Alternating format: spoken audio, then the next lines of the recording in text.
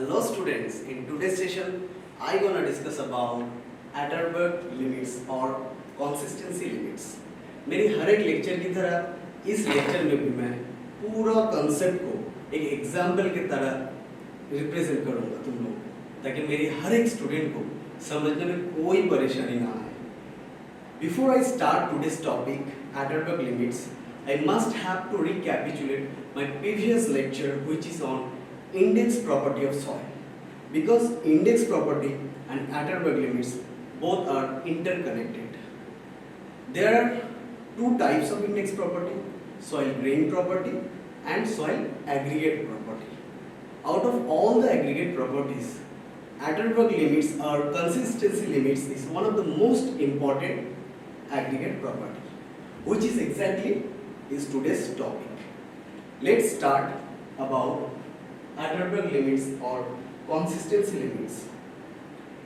So there are four types of Atterberg limits, or you could say four stages of Atterberg limits.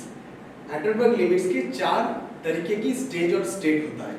इसको तुम stage भी बोल सकते हो, इसको तुम स्टेट भी बोल सकते हो। Number 1 solid state,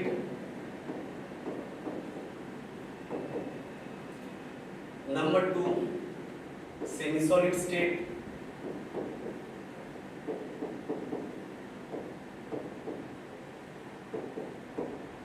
number 3 plastic state,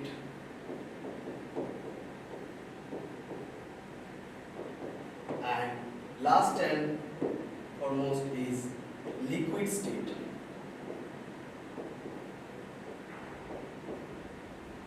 So there are four type of state of Atterberg limits. Number 1 solid state, number 2 semi solid state, number 3 plastic state, and number 4 is liquid state.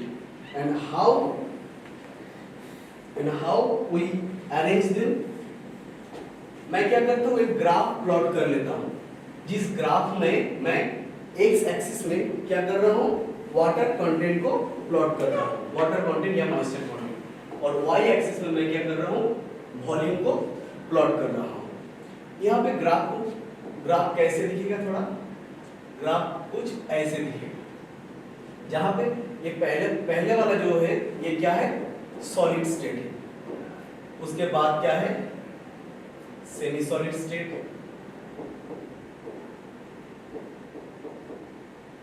उसके बाद आता है हम लोगों को plastic state,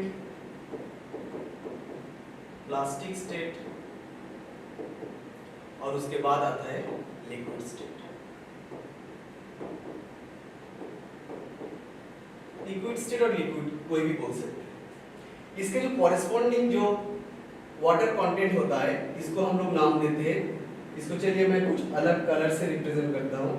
इसको मैं सोचो इस कलर से रिप्रेजेंट कर रहा हूँ।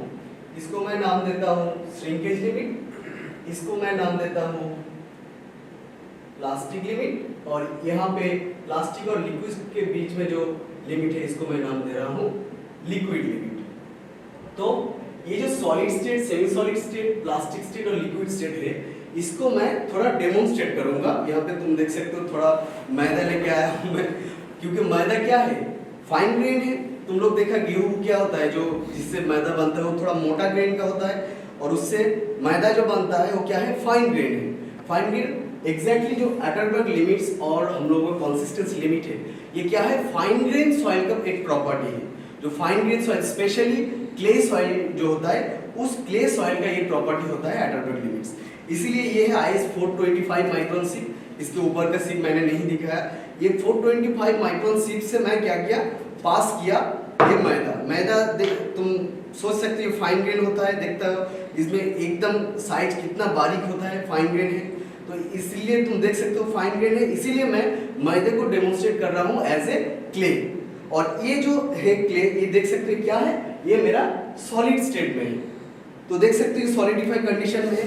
इसमें मैं अगर थोड़ा वाटर में ऐड कर दूं, सोचो जैसे मम्मी या पापा लोग घर में मैदा बनाता है, इसमें मैं थोड़ा सा अगर पानी ऐड कर दूं, तुम देख सकते हो ये क्या हो रहा है, इसका जो सॉलिड स्टेट है उससे थोड़ा बहुत इसमें स्टिकीनेस आ गया, उतना पहले जैसा सॉलिडिफाई नहीं रहा।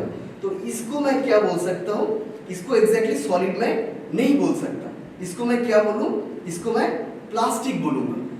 एग्जैक्टली प्लास्टिक तो नहीं हुआ अभी तक, क्योंकि प्लास्टिक अगर एग्जाम्पल बोलूं तो जो पॉटर लोग जो पॉट बनाते हैं, वो जो सॉइल होता है वो एग्जैक्टली क्या होता है, प्लास्टिक स्टेट में रहता है।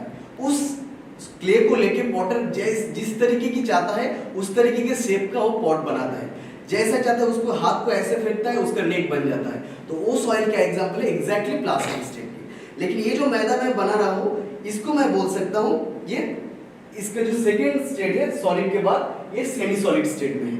इसको मैं अगर इसमें और थोड़ा सा अगर मैं थोड़ा सा पानी डाल दूं और थोड़ा सा पानी डाल दूं, तो ये जो मैदा आ गया, जैसे घर में बनाते हैं मम्मी लोग, मैं तो उतना इसमें माहिर नहीं हूँ, लेकिन तुम लोगों के लिए थोड़ा डेमोन्स्ट्रेट कर रहा हूँ। देख सकते हो आप, इसको मैं थोड़ा बहुत किसी भी शेप में मैं काट सकता हूँ या किसी भी शेप में बना सकता हूँ। इसके मैं राउंड शेप बनाया, इसको मैं अगर चाहूँ तो थोड़ा बहुत ऐसा एक लग किसी भी शेप में बना सकता हूँ। तो ये क्या है, वो पॉटर के जो पॉट बनाते हैं उसका जो क्ले है उसके तहत कुछ मतलब उसकी करीब कुछ बनाइए। इसको मैं क्या बोलूँगा, ये सॉइल क्या है, प्लास्टिक स्टेट में है। तो प्लास्टिक होगा, इसमें अगर मैं और ज्यादा पानी ऐड करते जाऊँ, बहुत सारा पानी ऐड कर दिया, तो ये क्या हुआ, लिक्विड स्टेट आ गया, जहाँ पे क्या होगा, लिक्विड स्टेट में सॉइल का शेयर स्ट्रेंथ बहुत घट जाता है। Shear strength is the resisting power soil have against the externally applied force. Maximum value of stress soil can resist before it fail in shear. वो क्या है, उसका shear strength। और तुम देख सकते हो एकदम ये लिक्विड की तरह बन गया, जैसे डोसा बनता है, देखा तुम ऐसे लिक्विड स्टेट में बन गया। लिक्विड स्टेट में सॉइल का जो शेयर स्ट्रेंथ होता है 2.7 किलोन्यूटन पर मीटर स्क्वायर, जो एक्चुअल शेयर स्ट्रेंथ से बहुत कम हो जाता है। तो स्टूडेंट तुम देख सकते हो, मैंने ये जो मैदा लेके जो फाइन ग्रेन सॉइल की तरह है, लेस देन 0.002 mm जो क्ले सॉइल का रेंज होता है, उसको लेके मैं ये एटलबर्ग लिमिट्स का जो स्टेट है, सॉलिड स्टेट है, सेमी सॉलिड स्टेट है, प्लास्टिक स्टेट है, लिक्विड स्टेट है, इसको मैं समझा है। अब मैं क्या करूंगा,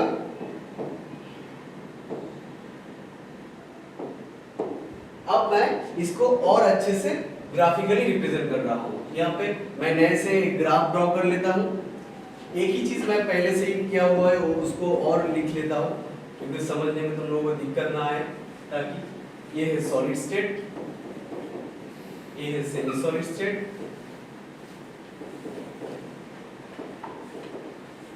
ये है प्लास्टिक स्टेट, और इसके बाद आता है लिक्विड स्टेट। तो इसमें मैंने पहले ऑलरेडी तुम लोगों को बोल दिया था, ये क्या है, श्रिंकेज लिमिट, ये है तुम्हारा प्लास्टिक लिमिट, और ये है तुम्हारा लिक्विड लिमिट। और कॉरेस्पॉन्डिंग जो वॉल्यूम रहता है, ये है वॉल्यूम एट श्रिंकेज लिमिट, यहाँ पे कॉरेस्पॉन्डिंग वॉल्यूम होता है वॉल्यूम एट प्लास्टिक लिमिट, और यहाँ पे कॉरेस्पॉन्डिंग जो वॉल्यूम रहता है ये वॉल्यूम एट लिक्विड लिमिट। तो यहाँ पे shrinkage limit, plastic limit, liquid limit क्या है, ये जानना बहुत जरूरी है। तो तुम लोगों को पता है 13 in between the age 13 to 19 years के एज को हम लोग क्या बोलते हैं, हम लोग बोलते हैं टीनेजर्स, टीनेज। तो टीनेजर का एक लड़का या एक लड़की, एक स्टूडेंट टीनेजर कब बनता है, जब उसका 12 साल और जब उसका सोचो 11 साल और 365 डेज हो गया, उसके बाद 11 इयर्स एंड 365 डेज हो गया, उसके बाद नेक्स्ट जो डे आता है उसमें वो क्या बन जाता है, वो 13 साल में एंट्री करता है। तो वो जो नेक्स्ट जो डे बना वो क्या है, उसका जंक्शन है। तो ये 13 साल का, ये 19 साल का रेंज। तो इस जो 13 साल में क्या हुआ, वो पहली बार लाइफ में टीनेजर जो एज है वो उसको एक्सपीरियंस किया। वैसे ही हम लोगों का ये प्लास्टिक लिमिट और लिक्विड लिमिट का एग्जांपल है। It is the minimum water content, plastic limit is the minimum water content at which soil change its state from semi solid to plastic। क्योंकि ये इस प्लास्टिक लिमिट के पहले तक, इसके पहले तक क्या था, वो सेमी सॉलिड स्टेट में था, लेकिन एग्जैक्टली प्लास्टिक स्टेट में आकर वो क्या हुआ, सेमी सॉलिड से प्लास्टिक में स्विच किया। किसकी तरह, उस लड़के की तरह। इससे पहले इस पॉइंट में क्या था, उसका 11 इयर्स एंड 365 डेज उसका एज था। और जब ये नेक्स्ट डे आया उसमें उसका क्या हुआ 13 इयर्स में वो एंट्री लिया, तब क्या बना for the first time in his life he became experiencing his teenage exactly like plastic limit it is the minimum water content at which soil change its state from semi solid to plastic। क्योंकि इसके बाद क्या हो रहा है plastic limit इसके, क्योंकि at the age of 14, at the age of 15, at the age of 16, at the age of 17, 18 इसमें भी तुम लड़का कोई लड़का हो या लड़की उसमें भी टीनेजर एज में ही रहता है, लेकिन मिनिमम एज में कब पहली बार टीनेजर एज को वो एक्सपीरियंस किया at the age of 11 years and 365 days after completion of 11 years and 365 days. After the next day came and he began enter in the 13 years. For the first time in his life he is experiencing his teenage. Exactly like plastic limit. Before it is in the semi-solid state. But at the junction of plastic limit, it switched its state from semi-solid to plastic. For the first time, soil behaving like a plastic. Like मैंने water add करते रहा, solid state में था, water को add किया, एक time में क्या हुआ सॉइल ये जो मैदे का डो क्या प्लास्टिक की तरह बिहेव करना शुरू कर दिया, तो उसको मैं बोल रहा हूँ प्लास्टिक लिमिट। इसके बाद मैं और वाटर ऐड किया, यहाँ पे देखो और वाटर ऐड किए, क्योंकि जितना दाएं तरफ मैं जा रहा हूँ क्या हो रहा है वाटर कंटेंट बढ़ रहा है, देखो और वाटर ऐड किया, वाटर कंटेंट बढ़ रहा है, लेकिन यहाँ पे भी क्या है सॉइल प्लास्टिक है, लेकिन मिनिमम वाटर कंटेंट जो यहाँ पे है इस मिनिमम वाटर कंटेंट में सॉइल फर्स्ट टाइम प्लास्टिक की तरह बिहेव किया at the point of plastic limit. वैसे ही एक और लिमिट आ रहा है, क्या है लिक्विड लिमिट। तो लिक्विड लिमिट के पहले यहाँ पे हर जगह पे सॉइल क्या था प्लास्टिक था, लेकिन ये जो लिक्विड लिमिट आया it is the minimum water content at which soil change its state from plastic to liquid. That means liquid limit में सॉइल का जो स्टेट है उसको स्विच हो रहा है फ्रॉम प्लास्टिक टू लिक्विड में, वो स्विच हो रहा है। तो इससे पहले इसके बाद और मैंने वाटर ऐड करते गया, वाटर कंटेंट बढ़ाते गया, यहाँ पे भी सॉइल क्या है लिक्विड स्टेट में है, लेकिन मिनिमम वाटर कंटेंट इसमें आके सॉइल पहली बार लिक्विड की तरह बिहेव करना शुरू करेगा, इसलिए लिक्विड लिमिट को हम लोग बोलते हैं it is the minimum water content at which soil change its state from plastic to liquid. तो इसको मैं अगर थोड़ा लिख दूं plastic limit,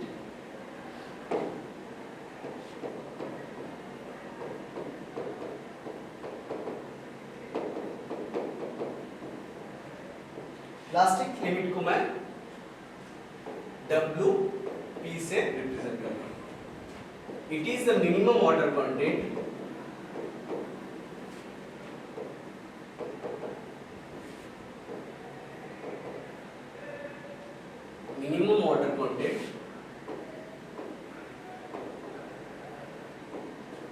at which soil changes its state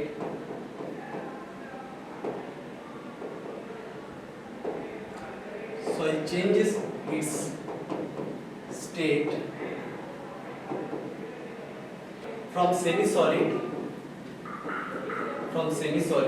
to plastic, ताकि स्टूडेंट को समझने में कोई दिक्कत ना आए। मैं यहाँ पे भी ग्राफ को फिर ड्रॉ कर देता हूँ। ये क्या है हम लोगों का सॉलिड स्टेट है, यहाँ का लिमिट है श्रिंकेज लिमिट, इसके बाद आता है हम लोगों का सेमी सॉलिड स्टेट है, यहाँ पे आता है हम लोगों का सेमी सॉलिड और प्लास्टिक के बीच का जो स्टेट है, यहाँ पे आता है हम लोगों का प्लास्टिक लिमिट जिसके बारे में मैं चर्चा कर रहा हूँ अब तक, और यहाँ पे आता है हम लोगों का लिक्विड लिमिट जिसको मैं WL करके लिख रहा हूँ। तो लिक्विड प्लास्टिक लिमिट क्या है? It is the minimum water content at which soil changes its state from semi solid to plastic. यहाँ पे क्या होता है सॉइल सेमी सॉलिड से प्लास्टिक में जंप करता है। उसके बाद तुम खुद से लिख लेना क्या है लिक्विड लिमिट क्या है। लिक्विड लिमिट क्या है? It is the minimum water content at which soil change its state from plastic to liquid. खुद की तरह ऐसे ही डेफिनेशन लिख लेना। It is the minimum water content at which soil change its state from plastic to liquid. तो ये हो गया हम लोगों का। लेकिन बाकी क्या रहेगा, श्रिंकेज लिमिट। श्रिंकेज लिमिट क्यों बाकी रहेगा, क्योंकि ये थोड़ा अलग है। ये थोड़ा अलग क्यों है,